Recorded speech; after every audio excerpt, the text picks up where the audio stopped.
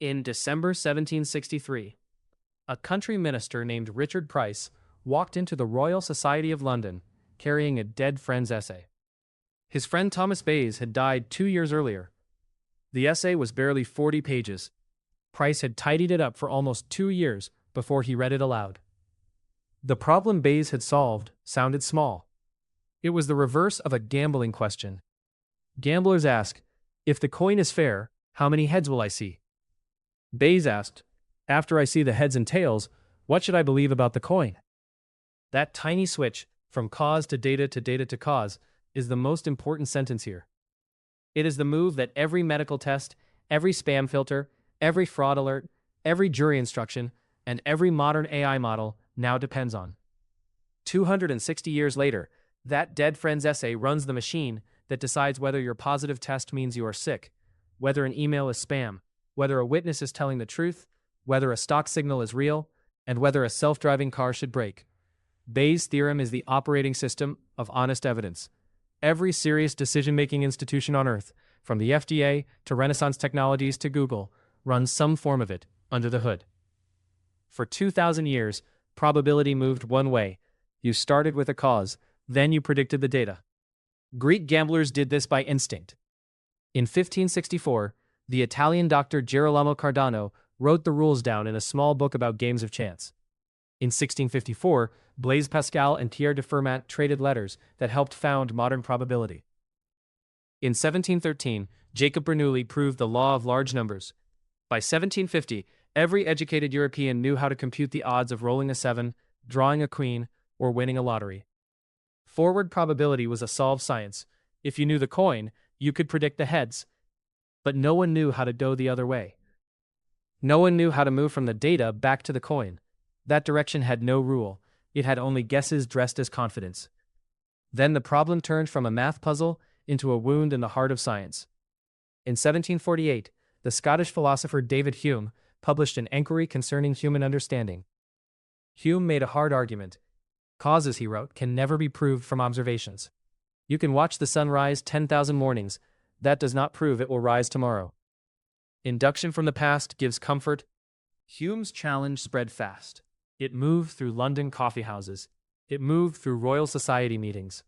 If science rests on induction, and induction is never certain, then how does knowledge work at all? Richard Price felt that blow. He was a Presbyterian minister. He was also an amateur mathematician. He read Hume with care. He disagreed in spirit, but he could not answer in method. He believed observed data could update belief in a hidden cause. He just did not have a formula that made the case clean. The problem had a plain face. One of Price's friends, Thomas Bayes, had been working on the same puzzle in a quieter way. Bayes framed it as a gambling question in reverse. Suppose you do not know the bias of a coin.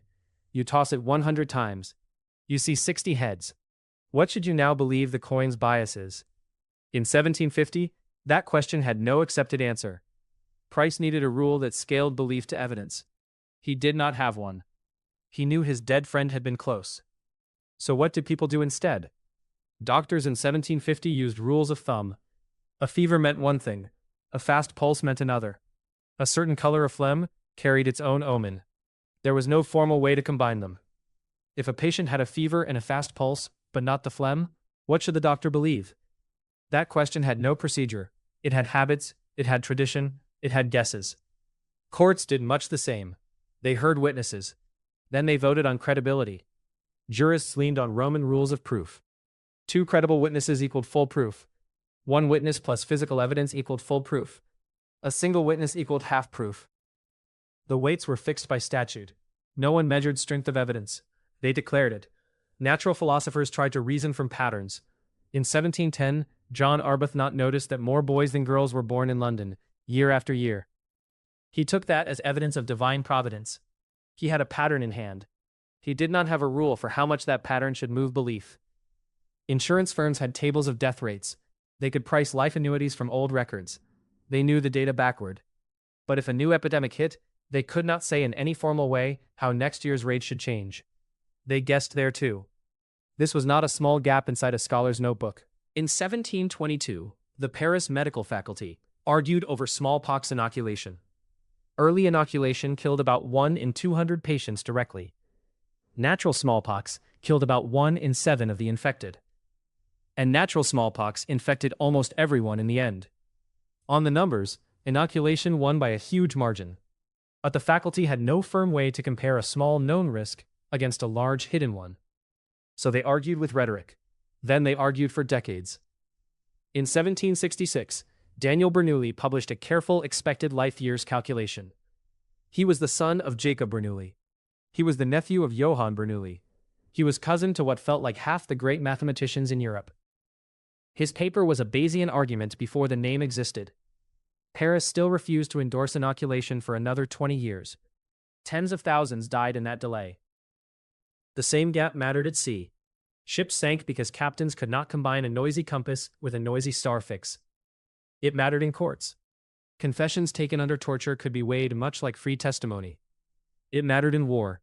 Generals read scouting reports without any rule for weighing the scout's reliability against the base rate of the terrain. By the middle of the 18th century, people had the pieces. They had data. They had forward probability. They had a strong hunch that evidence should update belief in proportion to its force. But they did not have the bridge. They did not have a rule that said, given this observation, my belief should now be this much stronger, no more, no less. That was the missing thing in 1763. That was the thing in Bayes' essay. Price read it aloud at the Royal Society because it gave a shape to a question that science, law, medicine, and statecraft had all been fumbling toward. The bridge was simple to say. It was hard to see before someone wrote it down. Before the evidence arrives, you already believe something. After the evidence arrives, you should not start from zero. You should update. That sounds plain now. It did not sound plain then. For centuries, people had learned to ask one question. If this cause is true, what data should I expect? Bayes forced the reverse question into the open. Given this data, what should I now believe about the cause? Once that bridge existed, old problems changed shape. A doctor could stop asking only what symptoms a disease tends to cause. The doctor could ask what a symptom should mean, given how rare the disease was to begin with. A judge could stop counting witnesses by rule of thumb. The judge could ask how much a statement should move belief, given how often such statements are false. An insurer could stop staring only at old tables. The insurer could ask what new deaths should mean for next year's risk. A scientist could stop pretending certainty lived in repeated observation. The scientist could ask how belief should move, step by step, as new facts come in. That is why Bayes' theorem matters. Not because it makes probability harder, because it makes evidence honest. And once the bridge existed, everyone from 18th century ministers to 21st century AI labs had to ask themselves one disciplined question. It is the question that carries all the weight. What did I believe before the evidence arrived? Thomas Bayes was born around 1701 in Hertfordshire, England. He was a nonconformist minister. He was a Presbyterian in a country that fined Presbyterians, shut their schools, and mocked them in public. He studied logic and theology at the University of Edinburgh. Oxford and Cambridge were closed to him. He served a small chapel in Tunbridge Wells. He wrote a theological pamphlet in 1731. He wrote a mathematical pamphlet in 1736. That second one defended Newton's calculus. He became a Fellow of the Royal Society in 1742. He died in 1761. His essay on inverse probability sat in a drawer. It might have stayed there forever. Richard Price saved it. Price was a friend of the family. He was one of the sharpest men in the English Enlightenment. He wrote on political liberty. He wrote to Benjamin Franklin and Thomas Jefferson. He defended the American Revolution from a London pulpit. That nearly got him arrested for sedition. He advised William Pitt on public finance. When Bayes died, Price found the probability manuscript in his papers. He spent 2 years editing it. He presented it to the Royal Society on December 23, 1763. Price was so struck by it that he thought it helped prove God. He believed regular patterns in nature were signs of a divine designer updating our priors. You may find that charming. You may find it absurd. Either way, it shows the scale of the questions they thought this rule could touch. Across the channel, a young French astronomer found the same rule again. Pierre-Simon Laplace had never heard of Bayes. In 1774, at age 25, he wrote a paper called Memoir on the Probability of Causes of Events. He derived the same theorem. Then he pushed it much farther. Over the next 40 years, he used it to estimate Saturn's mass. He used it to test whether more boys than girls were born in Paris. He used it to ask whether the tides followed Newton's law. He gave the theorem its modern form. He placed it inside what he called the probability of causes. Then the theorem nearly died. In the late 19th century and early 20th century, powerful statisticians pushed Bayesian reasoning out of science. Ronald Fisher led the charge. Jerzy Neyman helped build the rival camp. They called Bayes subjective. They built p-values and confidence intervals in its place. For about 50 years, writing Bayes on a grant application could kill the grant. Then came Alan Turing. At Bletchley Park, from 1941 to 1944, Turing and I.J. Good used Bayesian inference each day. They used it to break the German naval Enigma cipher. They called their unit of evidence a decibon. They updated priors on rotor settings by multiplying likelihood ratios. They did not publish the work. It stayed secret for 30 years. But it saved ships. It helped shorten the war. It proved this was not a parlor trick in philosophy.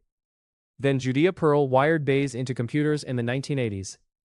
Then Paul Graham wired it into your inbox in 2003. Then machine learning wired it into much of the modern world. But none of that happens until we write the rule down. Here it is. P of h given d equals P of d given h times P of h divided by P of d. Here, P of h given d is the probability of the hypothesis after you have seen the data. P of d given h is the probability of the data if the hypothesis is true. P of h is the probability of the hypothesis before this new data arrives. P of d is the probability of seeing the data at all. That is the whole theorem. 4 terms. 1 divide bar, 1 multiplication. A minister saw it in 1763. A French astronomer found it again in 1774. A cryptographer used it against the German Navy in 1941. The shape stayed the same. H means the hypothesis. It is the claim you are judging. The patient has the disease, the email is spam, the defendant is guilty. The stock signal is real. The self-driving car should brake. D means the data. It is the thing you observed. The test is positive. The email says enlarge your fortune. A fingerprint is on the weapon. The stock jumped on heavy volume. The LiDAR saw a shadow in the lane. P of h is the prior. It is the probability of the hypothesis before this update. Not before all knowledge, before this new piece of evidence. In medicine, it is the disease rate in the tested group. In spam, it is the share of your inbox that is junk. In court, it is the base rate of guilt among people accused like this. The prior is where you start. P of d given h is the likelihood. If the hypothesis is true, how often would you see this data? A good test lights up for most sick patients. A good spam flag fires on most real spam. A fingerprint often matches a guilty person. The likelihood is the pull of the evidence when the claim is true. P of d is the evidence rate. It is the chance of seeing this data across all causes. Positive tests come from sick people. They also come from healthy people by mistake. Spam-like words show up in junk mail. They also show up in real mail. Fingerprints come from the guilty. They also come from innocent bystanders. This term is the crowd of all paths that can make the same clue. P of h given d is the posterior. It is what you should believe after the data arrives. It is the output. Then it becomes the input for the next update. One clue is seldom the last clue. Richard Price needed a rule that moved belief by the right amount. No more, no less. This is that rule. The prior is where you start. The likelihood is the lever. The evidence rate keeps the lever honest. Price did not have the rule. Bayes found it. Price read it to the Royal Society. Now it helps run your inbox. Take a medical test. Say the disease shows up in 1 person out of 100. Say the test catches 99% of sick people. Say it also marks 10% of healthy people as positive. P of h equals 0.01. P of d given h equals 0.99. P of d given not h equals 0.10. P of h given d equals 0.99 times 0.01 divided by the quantity 0.99 times 0.01 plus 0.10 times 0.99. Here, P of h given d is the chance the patient is sick after a positive test. 0.99 is the test's hit rate on sick people. 0.01 is the disease prevalence. P of d given not h, which is 0.10, is the false positive rate on healthy people. The top line is 0.0099. The bottom line is 0.1089. The answer is about 9%. So a positive result from a strong test on a rare disease still means the patient is healthy about 91 times in 100. That is the shock. The test was not lying. Your gut was. Your gut forgot the prior. There is a second form that many people find easier. It uses odds. Posterior odds equals prior odds times likelihood ratio. Here, posterior odds are your odds after seeing the data. Prior odds are your odds before seeing the data. Likelihood ratio is how much more likely the data is if the hypothesis is true than if it is false. The likelihood ratio is P of D given H divided by P of D given not H. Here, P of D given H is the probability of the data if the hypothesis is true. P of D given not H is the probability of the data if the hypothesis is false. If the data is 10 times more likely when the claim is true, it multiplies prior odds by 10. If the data is just as likely either way, it changes nothing. If the data fits the rival story better, it pushes belief back. This is the street form of Bayes. A new signal comes in. You ask one question. How surprising is this if I am right? Then you ask the second. How surprising is the same thing if I am wrong? Then you multiply. Do not overreact. That is how Turing's team worked. At Bletchley Park, they wrote likelihood ratios on paper. They added logarithms of those ratios. They updated their odds on which Enigma rotor setting the Germans used that day. They called each unit a decibon. The notation changed, the math did not. The equation is short, the proof is even shorter. That shortness matters. Bayes' theorem comes from one simple fact. You can count the overlap between a hypothesis and the data in two ways. Both counts must match. Then you solve for the part you want. Start with conditional probability. P of H given D equals P of H and D divided by P of D. Here, P of H given D is the probability the hypothesis is true once the data has happened. P of H and D is the probability that the hypothesis and the data happen together. P of D is the probability the data happens at all. That line says this. Among all worlds where the data happens, what share also have the hypothesis true? Now write the same thing the other way. P of D given H equals P of H and D divided by P of H. Here, P of D given H is the probability the data appears when the hypothesis is true. P of H and D is the same joint overlap we met one line above. P of H is the probability the hypothesis is true before this update. That line says this. Among all worlds where the hypothesis is true, what share also have the data? Now rearrange. P of H and D equals P of D given H times P of H. Here, P of H and D is the joint probability that both the hypothesis and the data are true. P of D given H is the likelihood. P of H is the prior. Now plug that into the first line.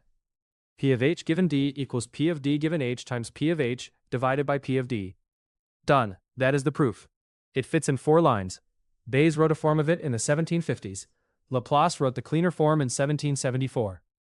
The algebra was never the hard part. The hard part was asking the question backward. The first time most students see this, they feel cheated. They expect a new law of nature. Bayes is not a new law. It is conditional probability read in reverse. The leap is not in the symbols. The leap is in the turn. Picture a stadium with 10,000 people. Some are sick, some test positive. The overlap is the group that is both sick and positive. You can count that overlap from either side. Start with the sick group. 99 out of 100 test positive.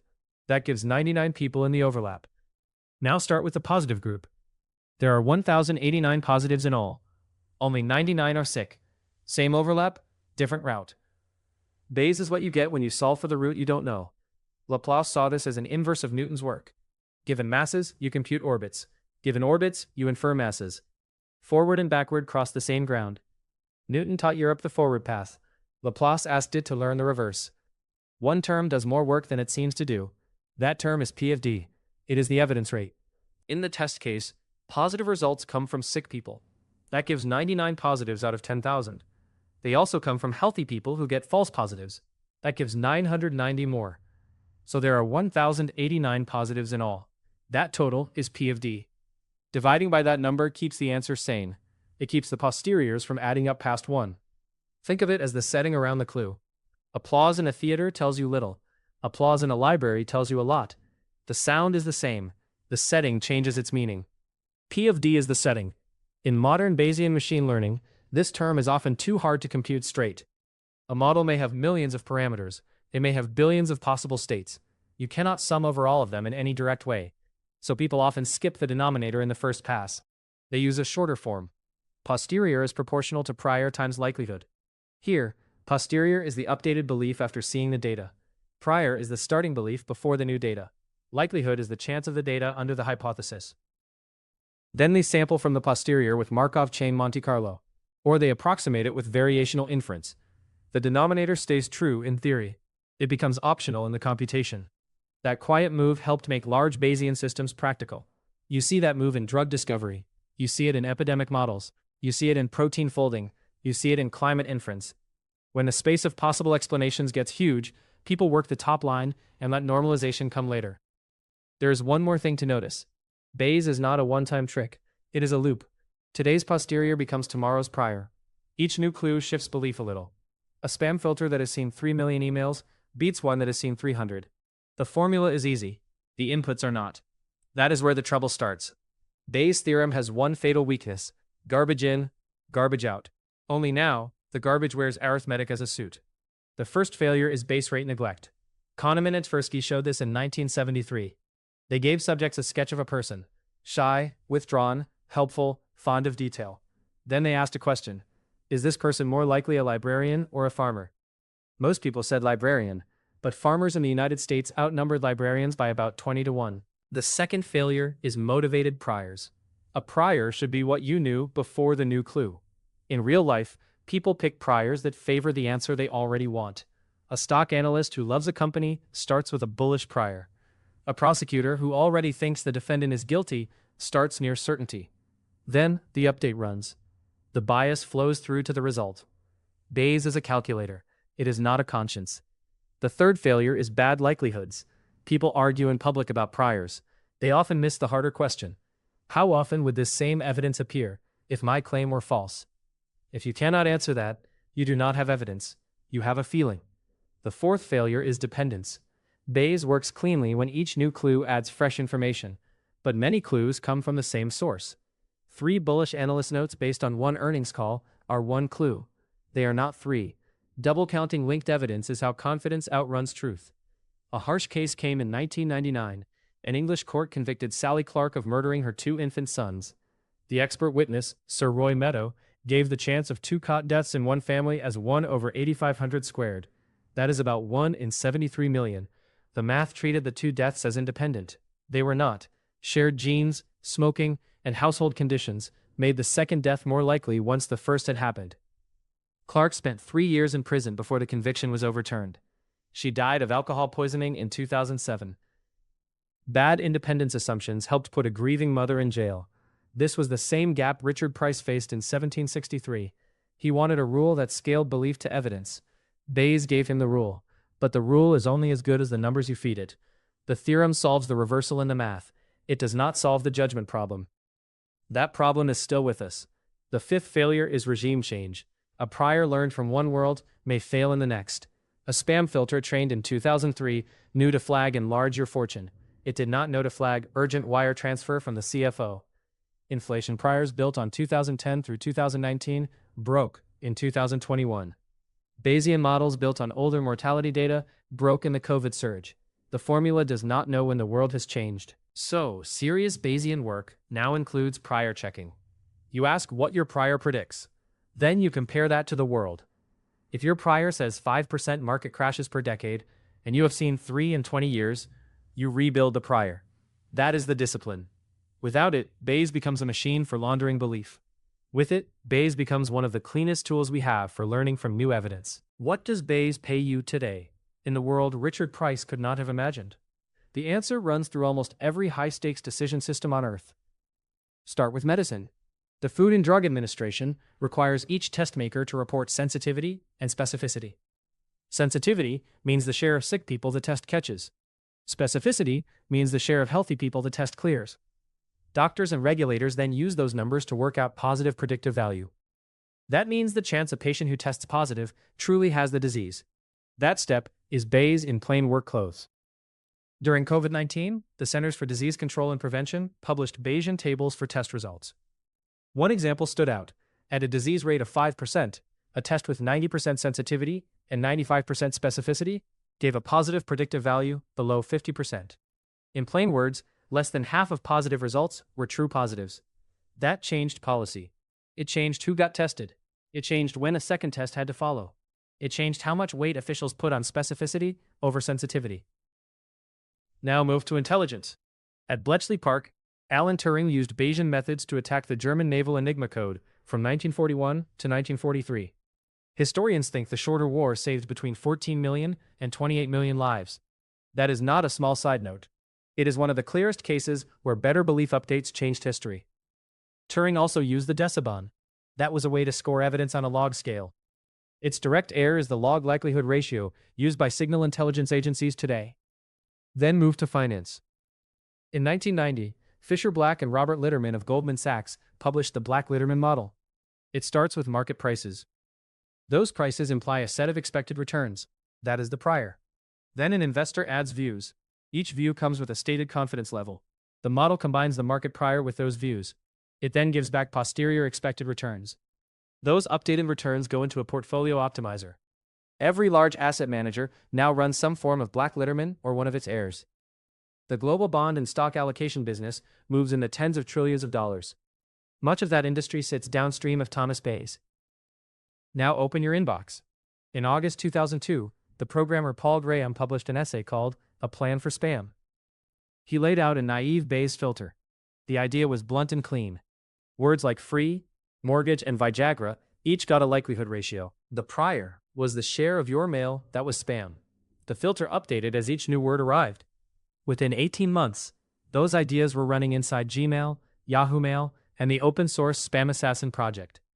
By 2008, the business case for blasting English-language spam into ordinary inboxes had largely broken. Bayes, run at internet scale, helped do that. Now go to search. In 1988, the engineer Thomas Thomson used Bayesian search theory to recover gold from the SS Central America. The ship had sunk in 1857. It lay in 7,000 feet of water off the Carolina coast. The recovery was worth between $50 million and $150 million. The same search logic, refined, later helped find the black box of Air France Flight 447. That plane had vanished in the mid-Atlantic. It took 2 years to locate the recorder. Bayesian search treats failure in a useful way. A failed search does not mean nothing happened. It means the map changed. Some regions become less likely. Other regions become more likely. The next search starts from a better prior. Then move to the machines around you. Every probabilistic graphical model works this way. Every Bayesian neural network works this way. Every sequential Monte Carlo particle filter in a self-driving car works this way. Every Kalman filter in a GPS chip works this way. Every Markov chain Monte Carlo sampler in a drug discovery pipeline works this way. Old rule, new hardware.